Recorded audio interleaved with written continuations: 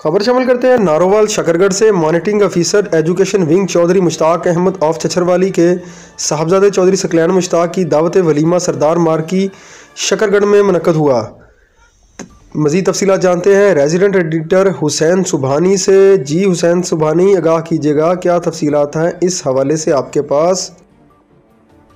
जी बिल्कुल। Monitoring officer education wing Chaudhry Mushtaq Ahmed of Chhachharwali के साहबजादे चौधरी सकलैन मुश्ताक की दावत वलीमा सरदार मार्की शकरगढ़ में मुनक्कद हुई, जिसमें headmasters Chaudhry Bashir Ahmed retired, Chaudhry Mohammad Shafiq Tahir, Chaudhry Ayub, Chaudhry Mohammad Arif retired, doctor Tayyab Bashir Chaudhry, Mohammad Azam Waraich advocate high court, monitoring ऑफिसरान शबीर हुसैन चौधरी ऑफ पिंडी सैनिया, हाजी वारिस अली जाहिद, मोहम्मद असगर, मोहम्मद जाफ़र, मोहम्मद शफीक, नसीर अहमद, समीउल्लाह, इरफान सतार, सूबेदार गफूर नवापिंड, चौधरी शाहद शमौन समेत अहम शख्सियात मोअज़्ज़ीन इलाका ने शिरकत की और दुल्हा को मुबारकबाद दी।